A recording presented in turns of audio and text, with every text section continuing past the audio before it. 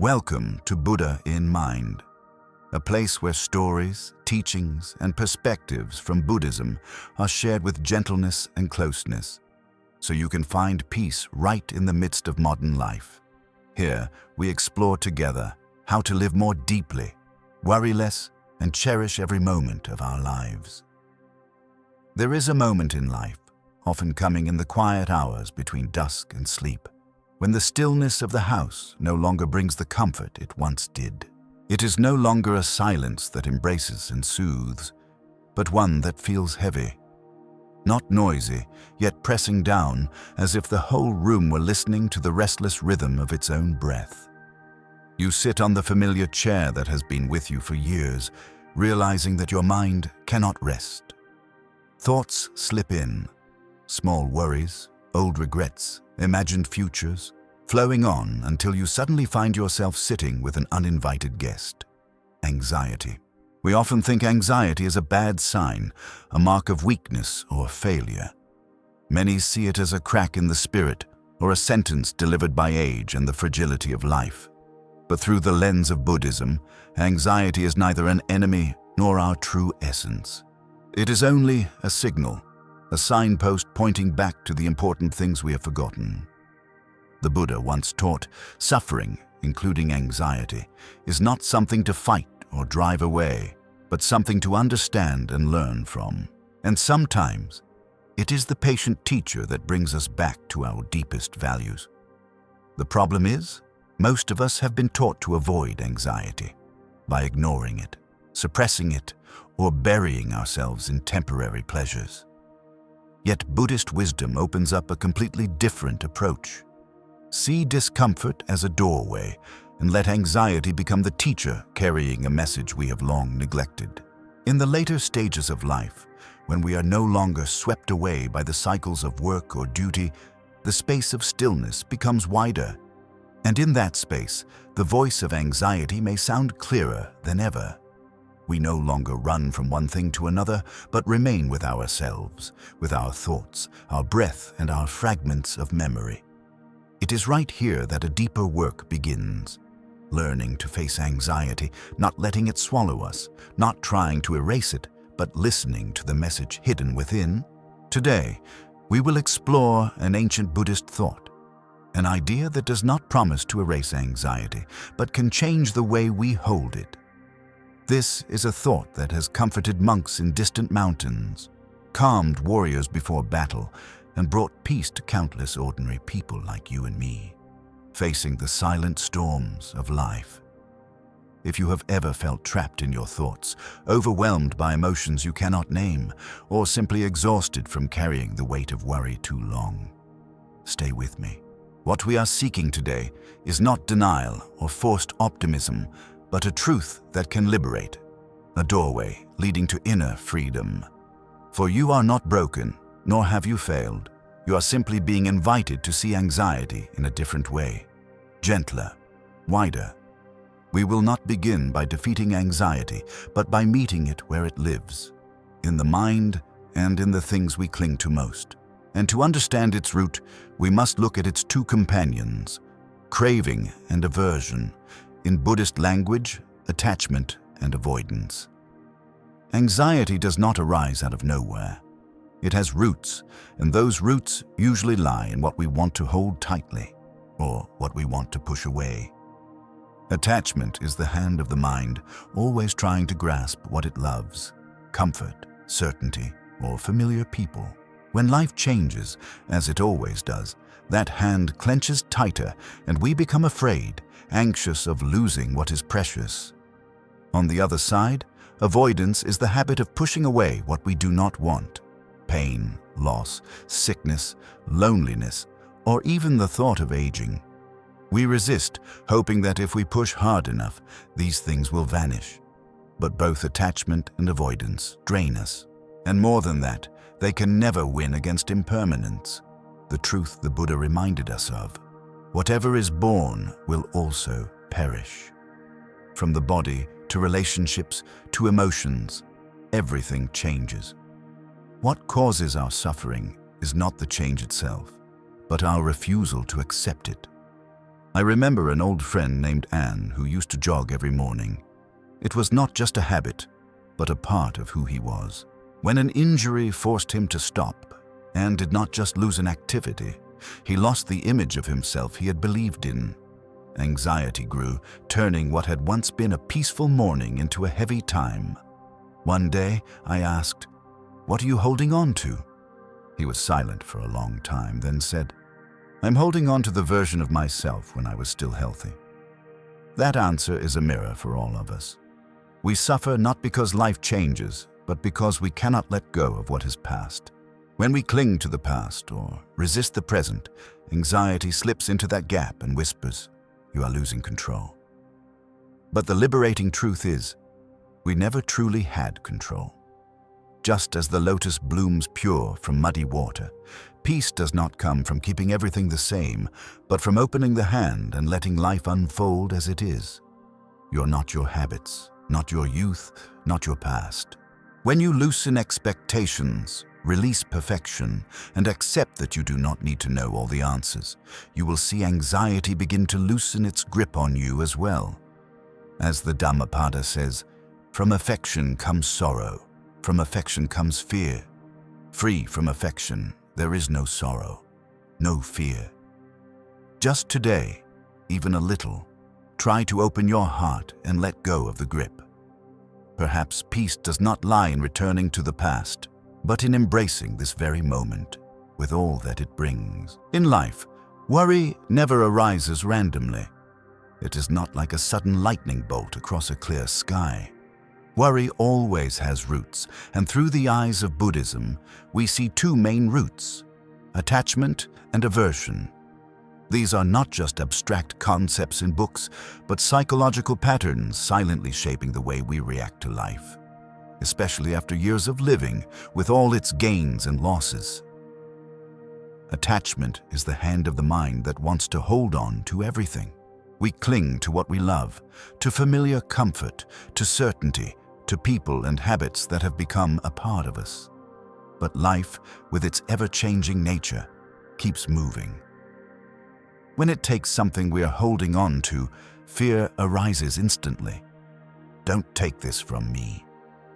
At the other extreme is aversion, the part of the mind that wants to push away everything unpleasant. We reject pain, illness, loss, loneliness, even the truth that we are aging. We resist, hoping that if we push hard enough, these things will disappear. But both attachment and aversion exhaust us. They are two sides of the same coin, and that coin is suffering. The Buddha said, "Whatever is born must also die." Everything, without exception, changes. The body changes, relationships change, even emotions that seem unshakable rise and fall like waves. And yet, we often suffer because we do not accept this truth. We want to hold on to what is pleasant forever and push away what is unpleasant immediately. I remember a friend named Min, a retired soldier. Every morning, Min would wake up early and walk around the lake near his home at exactly 6 o'clock. It was a habit he kept for decades, like part of his identity. But then a hip injury forced him to stop. Min didn't just lose a physical activity. He lost the sense of who I am tied to that habit. What was once a peaceful morning now became a time of emptiness and unease. During a tea time, I asked, "Min, what are you holding on to?" He was silent for a while, then softly replied, "The version of me when I could still move freely." That answer is the clearest proof of the Buddha's teaching. Suffering does not come from change, but from our inability to let go of the old image of ourselves, or from rejecting the present. When we cling to the past or deny the present, worry slips into that gap, whispering, "You are losing control." But the liberating truth is, we have never really controlled anything. The lotus still rises from the mud and blooms pure, not because it tries to make the mud disappear, but because it accepts it as part of life. Peace works the same way. It does not come from keeping everything as we wish, but from opening the hand, stopping the grasping and resisting, and allowing life to be as it is. We are not our habits, not our youth, not our past. When we loosen expectations, let go of perfection, release the need to know everything, something miraculous happens. Worry begins to loosen its grip on us. In the Dhammapada, the Buddha taught, from attachment arises sorrow, from attachment arises fear. Whoever is free from attachment knows neither sorrow nor fear. Attachment here is not only about love, but about clinging to anything we call mine. So imagine, just today, even a little, opening the hand of your mind. If you could look into yourself and say, I don't need everything to return to how it was. I will embrace this moment with all that it brings. What would change? Perhaps peace will not come immediately, but surely it will find its way back. And that is the first step to truly living with a peaceful heart, even after more than half a lifetime. After realizing that the root of worry is attachment and aversion, the next step in truly letting go is learning to look directly at what is happening in the mind without being swept away. One of the most powerful tools Buddhism gives us is observation, the ability to see thoughts clearly as passing clouds, not as the sky itself. We often identify ourselves with the stream of our thoughts. When a thought arises, I'm getting old, I'm no longer valuable, we don't see it as just a fleeting phrase in the mind, but we believe it to be an absolute truth. We cling to it, analyze it, and let it define us. Just as when the wind shakes the leaves, we imagine the whole forest is about to collapse. But the Buddha taught that thoughts are only one of 6 objects of the mind. Like sounds, smells, or sensations, they come and go. They are not me or mine. Only when we step back far enough to see, this is a thought arising, does its power begin to fade. I remember once attending a 7-day meditation retreat. On the 3rd day, my mind was like a caged monkey, restless without pause. Missing home, thinking of work, wondering, am I wasting my time here? Each thought appeared like an uninvited guest. At first, I tried to drive them away, but the more I pushed, the longer they stayed. On the 4th day, a teacher said something that awakened me. When a thought comes, don't argue with it. Just smile and call it by its name, thought. Then return to the breath. I began to try. When the mind said, you are useless, I gently whispered, thought. When work images appeared, I said again, thought. Each time, the tension lessened. I realized I was not the victim of the stories in my head. I was only the listener. Buddhism calls this mindfulness of the mind, seeing clearly the state of the mind and its objects. When we place a simple label on a thought, worrying, comparing, remembering, we step apart from it. It is like standing on the riverbank watching the water flow instead of being swept into the current. The problem is, most of us have lived our whole lives without being taught to see thoughts in this way. Society often says, if you think it, it must be true, or you must analyze it to find the answer. But with worry, the more we analyze, the deeper we fall into the spiral. A thought may start harmless, but when we feed it with attention and emotion, it swells into a tragic story. Let's try an example. Suppose in the morning you look in the mirror and see a few gray hairs. The first thought arises, I'm getting older. If it stops there, it's simple. But if you cling to it, the second thought comes. Getting old means I am less attractive. The third, if I'm less attractive, I'll be left behind. In just seconds, from one gray hair, we have built an entire fearful scenario, and the body reacts as if it were real. When we practice, this is just a thought. That chain is cut right from the start. Seeing the gray hair, the thought arises. I'm getting older. We smile, thought, and return to combing our hair. No extra layers of story. No chance for the mind to weave its net of worry. The Buddha once compared the mind to an oil lamp. If we don't add oil, meaning we don't feed energy through clinging, the flame of thought will go out by itself.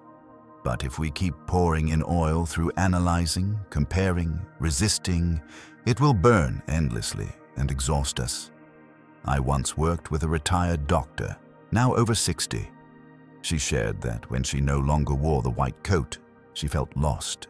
I always think of the time when I was busy, respected by everyone. Now I feel useless. We practiced recognizing thoughts together. Every time the thought, "I am useless," appeared, she softly told herself, "Thought." Not to deny it, but to remind herself, this is only a small wave, not the entire ocean. After a few months, she said the heaviness had greatly lessened. "I still remember my old work, but I no longer let it define me," she smiled. This does not mean we must suppress our emotions. On the contrary, we acknowledge their presence, but do not identify ourselves with them.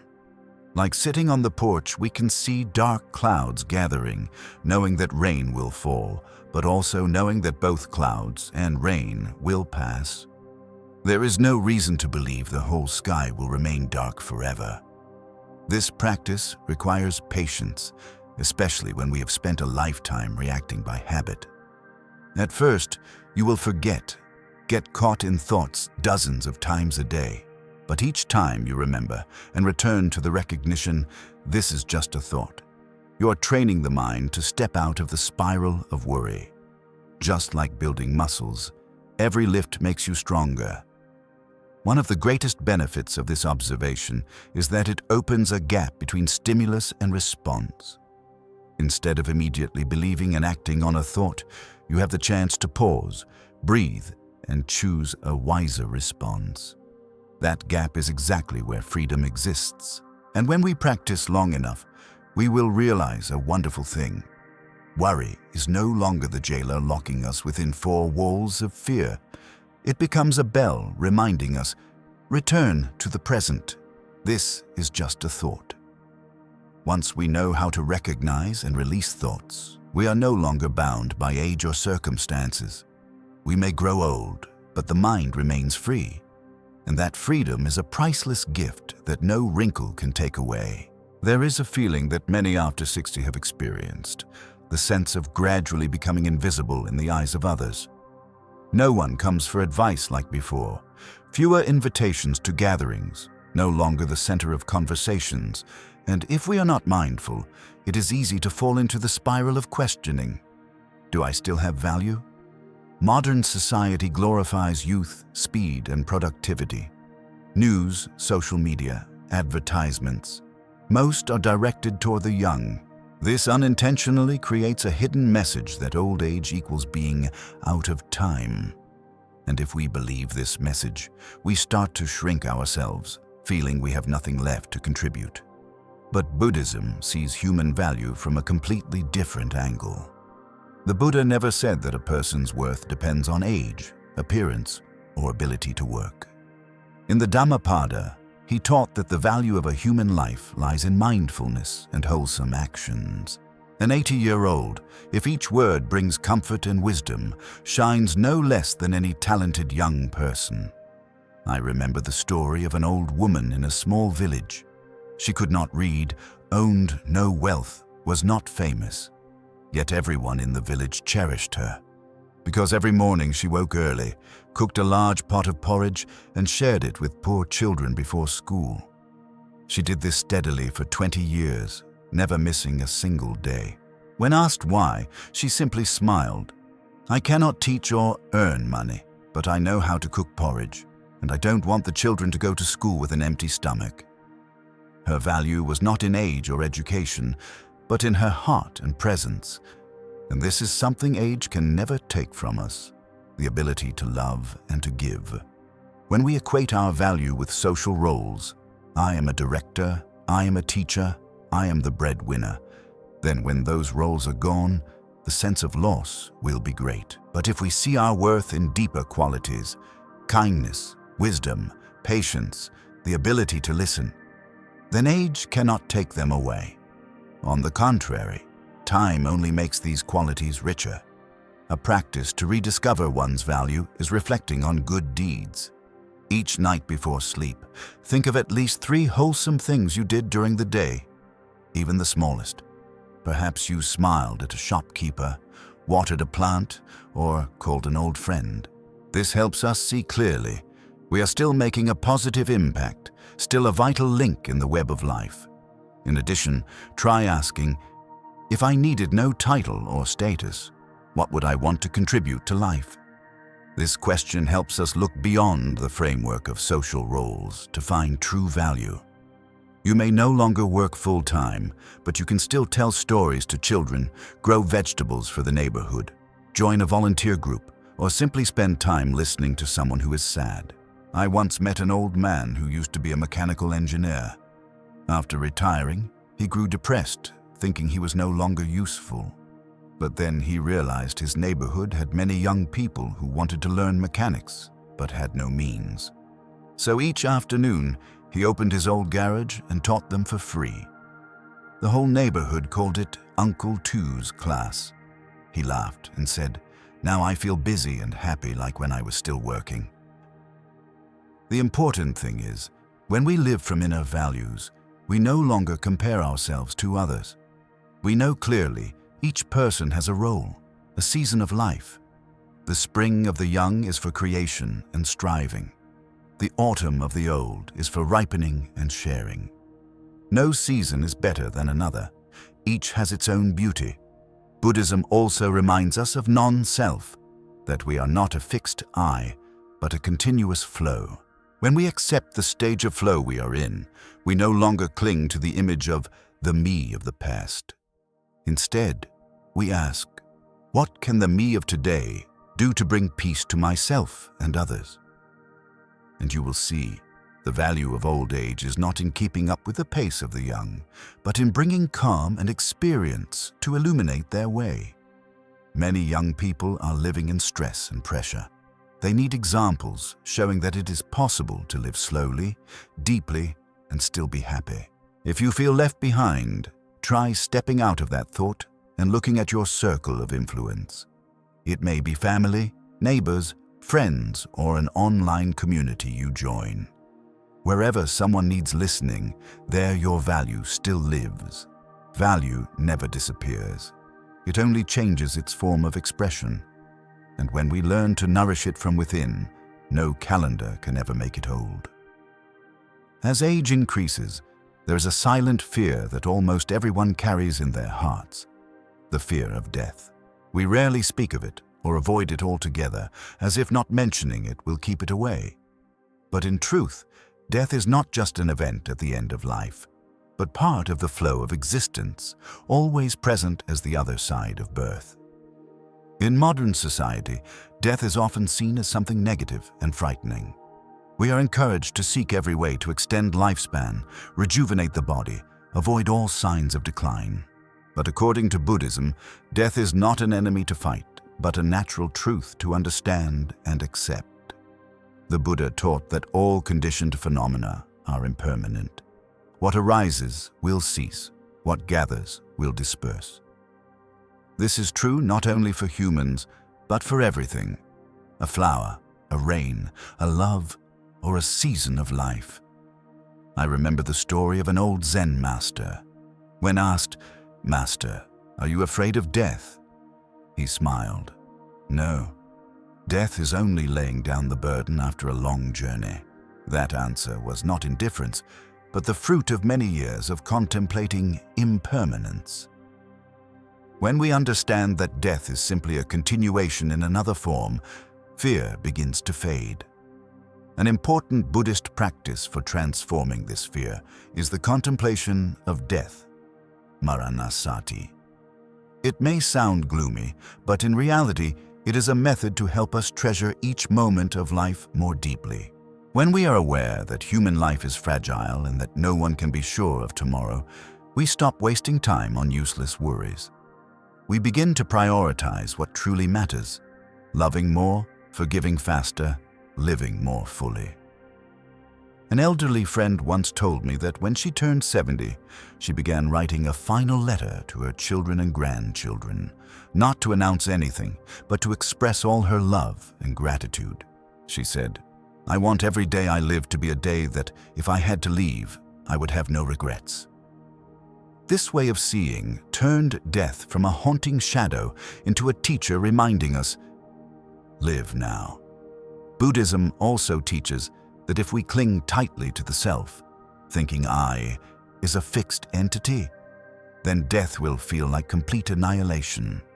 But if we understand anatta, non-self, we will see that I is only a temporary combination of body and mind, of countless conditions. When those conditions end, this form dissolves, but our energy, our actions, words, and thoughts continues to ripple on. Like the flame of one candle, when passed to another, the light continues without ever being lost. I remember the story of Kisa Gotami, a woman who lost her only child. In her despair, she sought the Buddha to ask for a way to save him. The Buddha told her to bring back a mustard seed from a household that had never known death. She searched the entire village, but found none. Every house had its own story of loss. When she returned, she understood. Death is something no one can escape. From then on, she released some of her grief and began to live with a heart more open to compassion. Realizing the universality of death helps us ease the sense of unfairness or isolation in loss. We see that we are walking the same path that all people, all beings, must walk. And if we can accept that, we can transform fear into motivation to live more beautifully. Another practice is contemplating impermanence in each small moment. When seeing a flower bloom, remember it will fade. When hearing the laughter of a grandchild, know that sound will one day live only in memory. This awareness does not diminish joy. Rather, it deepens it. We cherish more because we know it is not forever. In the twilight of life, instead of letting the fear of death overshadow the days that remain, we can turn it into a reminder to be awake. Ask yourself, if today were the last, what would I want to do? Perhaps the answer is to call an old friend, go to the park to watch the sunset, or simply sit quietly and drink a cup of tea. When we live as if each day were unique, worries about the future give way to peace in the present. The important thing is that Buddhism does not encourage us to try to forget death, but to befriend it. Like an old friend we know will visit someday, we need not rush, but we also need not pretend they don't exist. We prepare for that meeting by living fully, sowing many good seeds, so that when the moment comes, we can smile. And when death approaches, if our mind is free from clinging and regret, it is not a failure, but a fulfillment. We leave this life as one who has walked the journey, grateful for every step and ready for the next step in the endless flow. Have you noticed that most of our worries lie outside the present moment? When the mind runs to the past, we regret what was done or left undone. When it races into the future, we fear what has not yet come. And so the living moment is forgotten, like a gift wrapped and never opened. Buddhism has a teaching both simple and profound. Only the present moment is real. The past exists only in memory, the future only in imagination. The only thing we truly hold in our hands is now. Yet humans tend to ignore it, as if the present is just a bridge to rush across to another place, while in reality, the only place to live is on that very bridge. When we are young, the mind often chases distant goals. We think, when I achieve this, I will be happy. Then in old age, the mind becomes busy with questions. How much time is left? What will my health be like? Will my children be okay? All these thoughts pull us away from the present, and in that gap, worry slips in. The Buddha once said that the root cause of suffering is craving and clinging, the desire to hold on to what we want and to push away what we don't. When we cling to the past, wanting it back, or grasp at a future image we hope for, we put ourselves in a state of tension, because everything always changes, and the present will never perfectly match our desires. There is a Zen story about a monk walking in the forest, suddenly meeting a tiger. He ran, but was cornered at a cliff. Below was a deep abyss. Above, the tiger growled. Looking down, he saw a grapevine growing from the rock, with a cluster of ripe fruit. Facing death, he plucked a grape, ate it, and smiled. Delicious. That is living in the present. Not denying danger, but not letting it steal the flavor of the moment. Living fully in the present does not mean abandoning the future or forgetting the past, but placing the mind in the right place. We can still plan, still learn from experience, but when acting, we put full attention on what we are doing. When drinking tea, we just drink tea, not drink it together with worries of tomorrow. When talking with a grandchild, we just listen to the child, not to the echo of anxieties in our head. In the twilight years, living fully in the present also eases the fear of loss. Because when we are truly present, we no longer think, how much time is left with this person, but simply feel, I am here, with them, now. That moment becomes complete, needing no guarantee of quantity, because the quality is already whole. A specific way to cultivate presence is mindfulness, clear awareness of what is happening without judgment. When washing dishes, feel the water, the soap, the sound of clinking.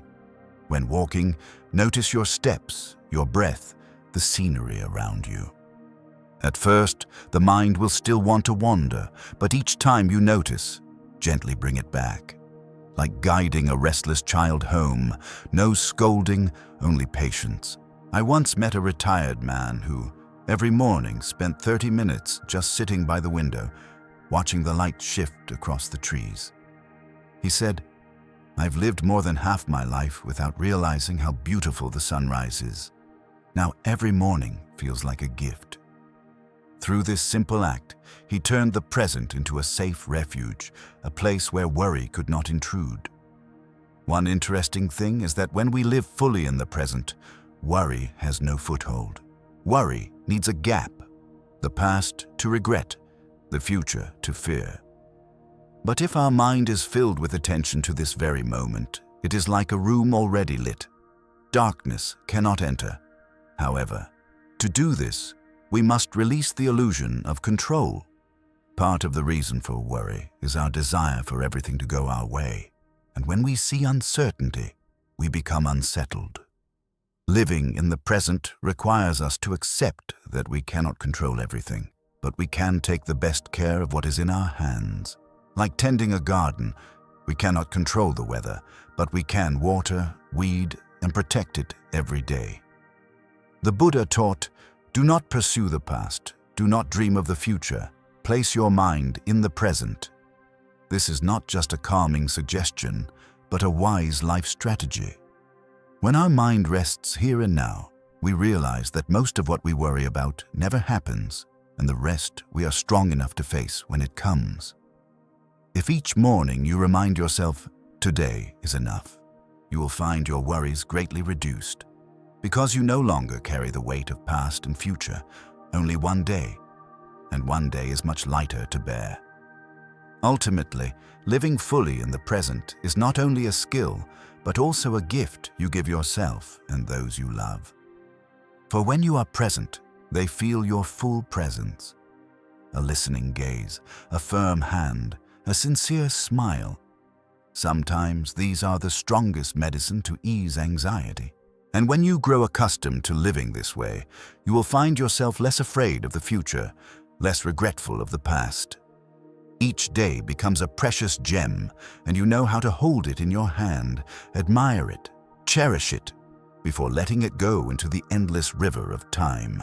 Do you realize that after all the stories and lessons we have walked through together, aging no longer appears as a mountain blocking the way, but as a winding road bringing us closer to ourselves? The wrinkles on the face are no longer marks of loss, but testimonies of a life lived. The changing relationships no longer a cause of loneliness, but reminders that all is impermanent and each shared moment is precious. The pains of loss no longer abysses of despair, but places where we see that love never truly disappears. From the beginning, we spoke of a hard truth. You will be forgotten sooner than you think, and that is entirely okay. By letting go of the need to be remembered forever, we are truly free to live. For our value is not in whether our name remains after we leave, but in the stream of goodness we leave in the hearts of others. Then came the second truth. The body will change, will weaken, but it is not a betrayer. It is a long-time companion. When we are grateful for it and care for it at any stage, the body is still a vehicle to fully experience life. Slower but deeper, lighter but steadier. The third truth reminded us that we cannot keep everyone with us. Every encounter has its time to come and to go. And when we learn to treasure those still here, while gently releasing those who have left, our heart grows wider, less heavy. The fourth truth helps us look into the mirror and smile instead of sigh. Youthful beauty will recede, but another beauty appears. The beauty of ripeness, of eyes that listen, of hands that share, of a heart softened by storms. The fifth truth took us deepest. We will gradually lose those we love, but love itself does not die. It continues to live in our actions, words, and choices. Love does not belong to time, and it is the immortal element within this finite life. And then, in part 6, we pause to live fully in the present, where worry cannot take root. When we rest in the moment, we are no longer dragged by the past or haunted by the future. The present becomes a harbor, and from there we step more lightly, more peacefully. When we put all these pieces together, we see the picture the Buddha painted more than 2,000 years ago. Aging is not the enemy. Resistance is the cause of suffering. And when we let go of resistance, when we flow with impermanence, not only does worry dissolve, we discover something more precious: inner freedom. Imagine an autumn river. The water no longer rushes like in the rainy season, but flows slower, clearer. Golden leaves fall on the surface, drifting with the current, not resisting. Old age is like that. No longer a race, but a time to calmly watch, to enjoy what has been cultivated, to give without calculating gain and loss. In modern life, where everything seems to spin faster, the feeling of being left behind by age is understandable. But if we apply these truths, that feeling gradually fades. For we no longer compare ourselves to others, no longer force ourselves to chase a pace that does not fit, no longer measure our worth by others' standards. Instead, we live by our own rhythm, in harmony with age, body, and mind. Some say old age is the winter of life, but I believe if lived mindfully, old age is more like autumn, gentle, warm with golden hues, full of harvest. Autumn does not cling to green leaves, nor mourn their fall, because it knows this is the law preparing for a new cycle of life. You see, worry exists only when we forget this truth. Nothing stays the same, and that is not loss, but part of life itself. Just as the sea is beautiful only with waves rising and falling, life is truly rich only with beginnings and endings. So, look at your age with new eyes. Each wrinkle, each gray hair, each story lived, all are treasures, not burdens. Each passing day is an opportunity to live more fully, not a number subtracting from your time. If you're hearing these words and feel a bit lighter, that is the first step to freedom from worry. For when we understand and accept impermanence, we no longer need to cling to what changes. And when we release, our hands are free to receive the new gifts life offers at any age. Remember, 60 is not an ending, it is only a number, and sometimes the beginning of the most beautiful chapter. For this is when we have enough experience to know ourselves, enough maturity to see what truly matters, and enough courage to let go of what no longer serves. So, from tomorrow, or even today, try to live as if each day is a gift, not a duty. Thank your body, even if it is not as strong as before. Cherish those still beside you, instead of longing endlessly for those gone. Let each morning be a new sunrise, not hidden behind the clouds of worry. And if at times you forget these truths, return to hear these words again, or seek any teaching of the Buddha you love. For that wisdom never grows old, and it will always bring you back to the peace within. The channel Buddha in Mind was created to walk with you on this journey. The journey of releasing worry, living fully in the present, and seeing age as a gift. If you find these reflections helpful, subscribe so we may continue together, learning and practicing. Don't forget to leave a comment, sharing your experience, or a Buddhist truth that helped you overcome worry. For who knows, your story may be the light for someone else, just like a single candle can light thousands of others without ever losing its flame. Age cannot take away your peace unless you hand it over. And once you understand this, you will see that worry is only a passing cloud, while your sky remains blue, vast, and boundless.